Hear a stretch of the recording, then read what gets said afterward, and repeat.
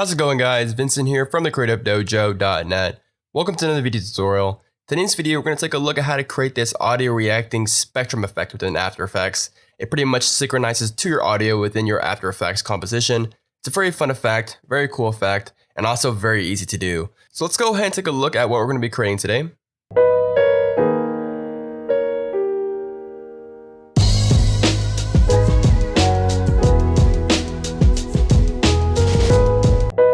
So as you guys can see, we have the kind of particles reacting here, and we have some audio waveforms. A lot of the stuff can be done within the After Effects built-in tools. The spectrums can. The particles can kind of be done using CC Particle World, but in this case, you'll need Track Particular to follow this tutorial. But a lot of it can apply to CC Particle World. And some of the techniques I'm going to show you guys in this video will allow you to kind of give you a basic idea on how to sync up, any parameter to audio. Specifically the audio amplitude. Now, you won't need sound keys, you won't need anything, but if you want to create these kind of nice long streaks, you'll need Track Particular, but other than that, you can create everything within the built-in tools here. So we'll take a look at how to create this. I have a blank composition here with my audio track already in place, and a little quick tip: if you press the period key on the number keypad, you can actually preview your audio track. So pretty cool here. Let me go ahead and just create a new background layer, call this BG. I'm going to move a little bit fast because it's kind of a lot to cover here. I'm going to apply a 4-color gradient. And this is kind of like the regular gradient, except we get to choose 4 colors instead of 1. And it has a little bit more control. I'm going to select something kind of saturated and just kind of select your favorite colors here. I'm going to go for kind of a bluish, reddish kind of color. Something dark, but still somewhat saturated here. We'll pick kind of a green, a dark green.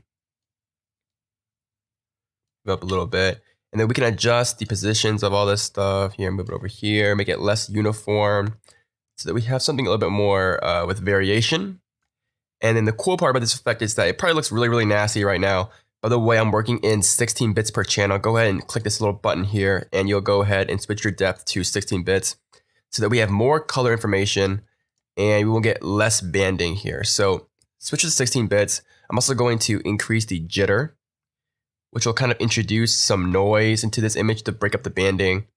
And then I'm going to go ahead and increase the blend. And that's just going to blend things in a little bit more so it's not too harsh here. Let me just go ahead and change this blue to something else. Something like that. We have a nice little background here.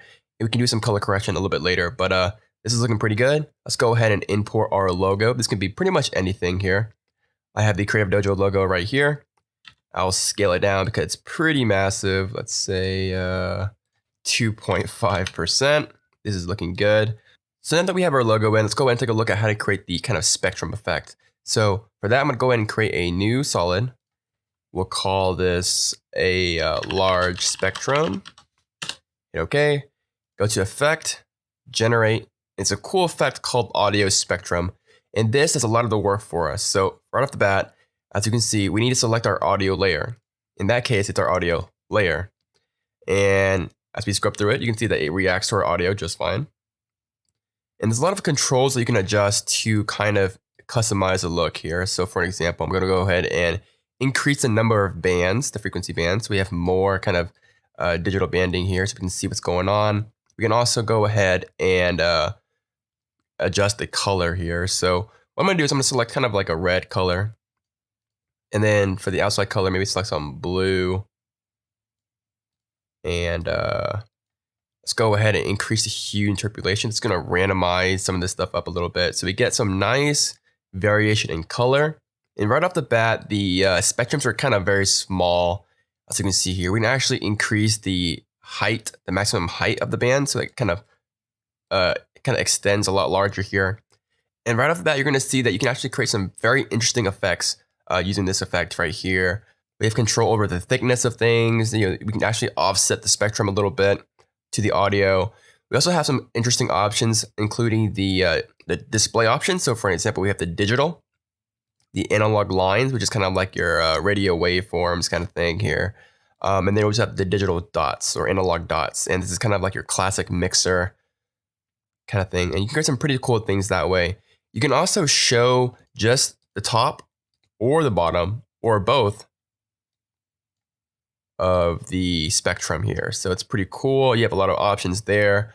You also have options to control your frequencies. So as some of you guys may know, audio or sound is kind of split up into frequencies here. So we can control what frequencies are being shown in this spectrum here. So for an example, if we set it to maybe like a low range, you're going to get mostly the bass. This is going to be mostly the bass of the audio here. And then if we extend the range to like, 2000, you're going to get the whole spectrum of mids, highs, lows, everything like that. So just something to keep in mind here. So for the effect that I'm going to create, I'm going to go ahead and use a mask. So I'm going to go to select my large spectrum. Select the elliptical mask tool here. If you don't see this, go ahead and hold and click and hit the elliptical tool. Now a cool trick is that I'm going to go ahead and try to aim at the center of my logo. Click while holding shift. And as you can see, it's kind of at a messed up angle right now. Go ahead and press the window or command key, I believe, on the Mac. And that will actually center things up that way for you. And, just kind of create a ellipse kind of a little bit larger than your actual logo here. And back on the effect layer, you can actually set the path to the mask that you just created. So now the spectrum is going to follow the mask that you created. But one problem, it's kind of cut off, as you see here. So what we need to do is we need to go to the mask and go ahead and increase the mask expansion. And that will just kind of give you some leeway here. Now what I want to do is only show side A, I believe. Nope, side B. So it kind of wraps around like that. Let's go ahead and add a few glows to this thing. Now you can use Video Copilot's free plugin, the color vibrance effect here. But in this case, I'll just use a glow to stick with the native tools because I know you guys are going to complain about me using too many plugins. So we'll just adjust the threshold till we get kind of the range that we want. We'll pump up the intensity. And, first kind of make a tight radius glow. Duplicate it. Control Command D. And then we'll go ahead and increase the radius of this glow here. So we kind of get this nice atmospheric glow. What I want to do is I want to go ahead and reduce the number of frequency bands. And increase the maximum height. Now, as you clamp or reduce your frequency range, you can get some pretty interesting results because, again, it's only using a very limited spectrum of frequency. And as you can see, we can get some really nice round effects because, again, you're not really using a whole wide range of frequencies here. So you can get some pretty interesting effects that way. I'm going to go ahead and just kind of expand it a little bit, kind of just the bassy areas. So we get kind of something like this. It's looking pretty good. We can always go back and change it later.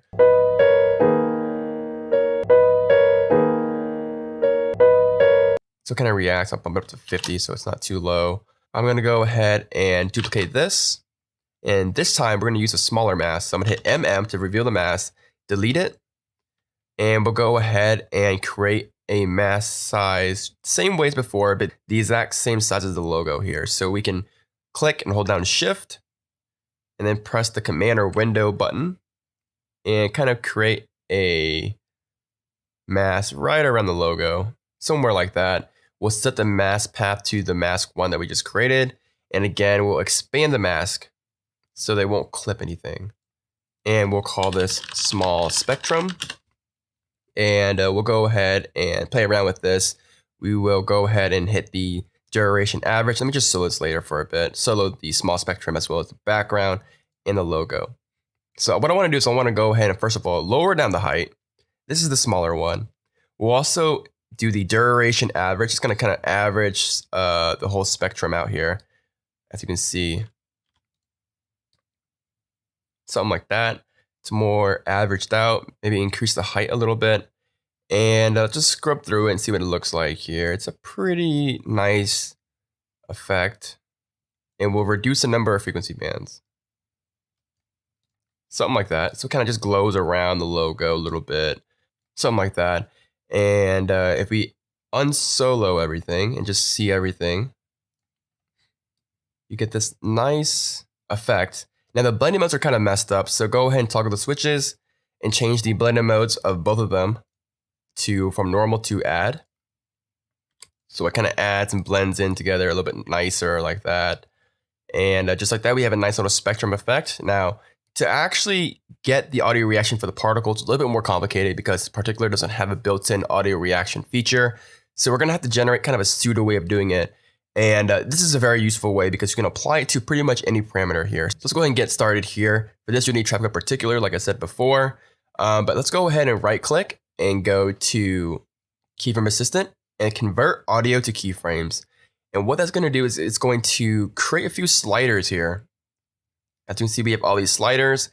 And basically, it's created a keyframe slider that is mapped to the amplitude of the left channel, the right channel, and both channels. So usually, I'm going to go ahead and delete the right and left channels. We just want the both channels amplitude.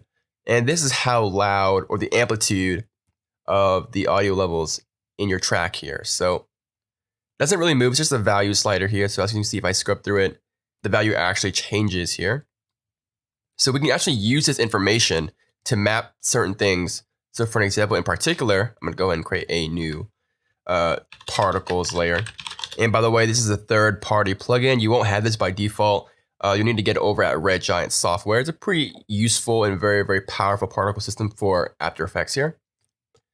And we don't need to do much. We need to go into the particles per second, bump it up to like 125. And basically, we want to map the velocity to the audio amplitude. So, you know, when it's not really doing anything, when it's not really loud, I don't want to see any velocity.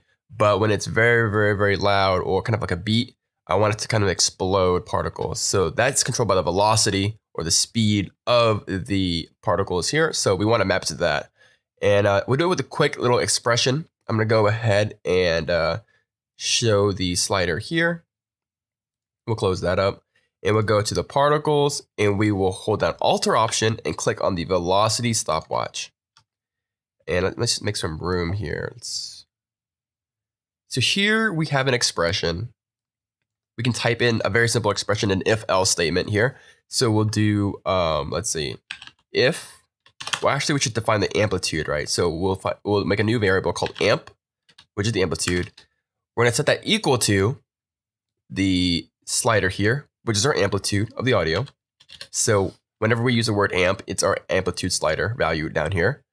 And we'll do an if-else statement. So if the amp is, let's just say, greater than 35, curly brace, then the value of the velocity should be 1,000 or 1,500, semicolon, close curly brace. Else, open curly brace, the value should be 0, and close curly brace. And, you know, I kind of wrote it this way just to kind of keep the formatting very, very straightforward.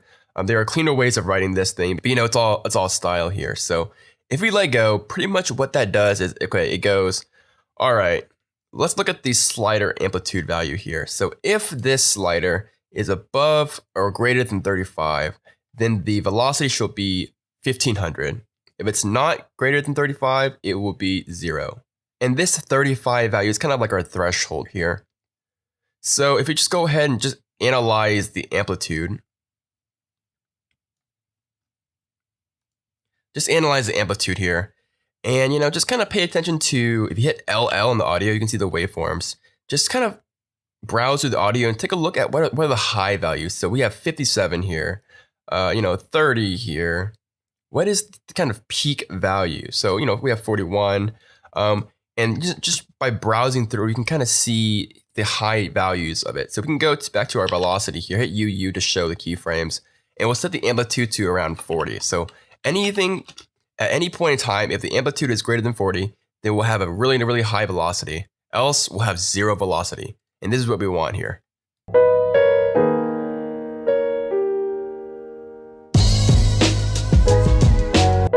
So as you can see, it kind of reacts to the audio already. This is pretty good. You can always tweak this setting if you want. It's very straightforward here. Let's go ahead and do a little bit more. So right now the particles look kind of like crap. So what we need to do is we need to create a trail of particles, and we can do that using the auxiliary system of particular here. And pretty much that means it's going to emit particles from the main particle. So we'll set the emit to continuous. So it's going to continuously create particles. We're going to increase or decrease the life to 0.25. And we're also going to increase the number of particles per second until you kind of get like a solid line here. And we'll go into the color over life. And we'll change the front color to kind of like this kind of pinkish color to kind of match our spectrum. The yellow is fine. The green, maybe we want to make it a little bit more teal like that. We'll kind of compress it together as well. Just kind of tweak around with it. You're going to see that you get these really nice particles. We'll set the blending mode of everything to add, as well as the blending mode for this particular system here. So we'll set it to add. And let's see here. We can go ahead and increase the opacity from 50 to 100%. And we'll also decrease the size to around, let's say 3. Or maybe 3.5. And we'll go ahead and increase the number of particles per second. So something like that is looking pretty good. We'll go ahead and again apply a glow effect. Once again, we'll make a kind of a tighter glow to kind of encompass just the hot areas. We'll duplicate it. And we will increase the radius a little bit, decrease the intensity. We also want to put this particle layers underneath everything, including our logo. So it's from behind. So we get something like this, and then everything kind of explodes and pops. You know, something like that. We'll also go to the main particles here, and we'll adjust the size to maybe around 4, so it's a little bit smaller. And we'll also go ahead and play with the color random just slightly. And then we'll also, let's see here, transfer mode, set it to add. And if you wanted to, we can go ahead and, actually we should need to go to the opacity over life and kind of create this slow fade off here. So it kind of just fades away when it dies. And then for the physics, if you wanted to, you can create kind of this lightning effect by going to the air, going to the turbulence field and increasing the effect position. And that will give you kind of like a swirly lightning effect here if you wanted to go with that. So it's a pretty easy effect here. So before I add the finishing touches to this thing, I want to go ahead and thank our sponsors over at Squarespace for sponsoring today's video.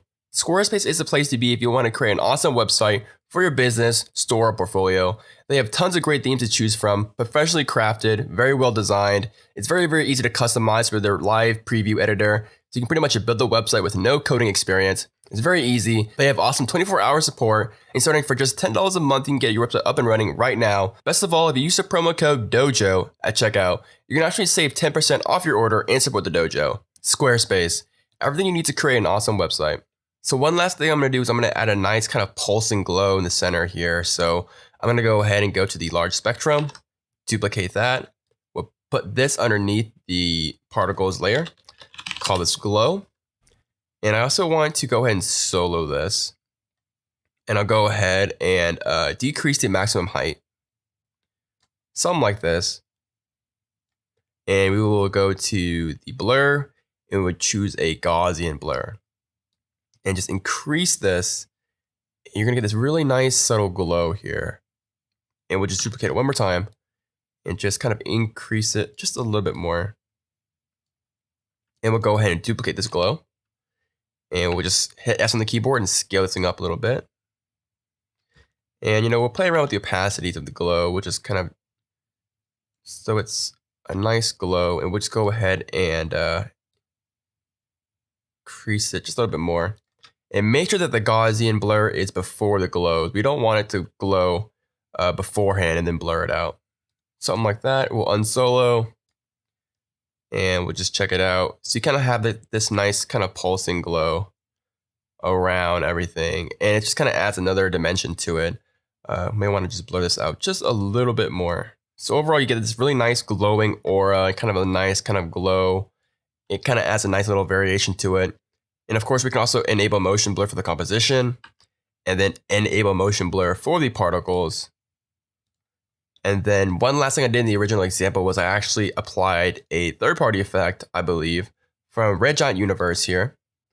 I'm going to call this chromatic. And go to Effect, and go to Distort, and use the Universe Chromatic Aberration effect. Again, this is the third-party effect. You won't have this by default. You can achieve something very, very similar using my Dojo glitch script here. So I'll go ahead and turn down or turn off the texture. Leave it at default, it looks pretty good. We'll also create a color grade layer here, so adjustment layer. This is my Dojo toolkit script, which you can get over at thecreativedojo.net. We'll create an adjustment layer and we'll play around with the curves here. We'll add a little bit of contrast, something like that, just to kind of make the colors pop a little bit. And then maybe increase the shadows a little bit. We'll also go to the blue channel. We'll kind of up that a little bit and then crank it down. We'll go to the red channel and kind of increase the red channel's shadows as well. And then bring that down. And then we'll go to the green channel. We'll bump up the greens in the mids and highs a little bit and decrease it in the lows. Lastly, we'll go ahead and apply a grain effect, which just uses the regular grain effect within After Effects. That will kind of add a nice organic grain to everything to kind of even it out and reduce additional banding. And of course, you can do a lot more with this. You can actually, use trap code form. We can, map pretty much any parameter using the slider and the if-else statement here as a threshold. You can do a lot more, but in this case, I think this is looking okay. You can add optical flares. You can do some nice particle work, but this is looking pretty good. Let's go and take a quick RAM preview and check it out.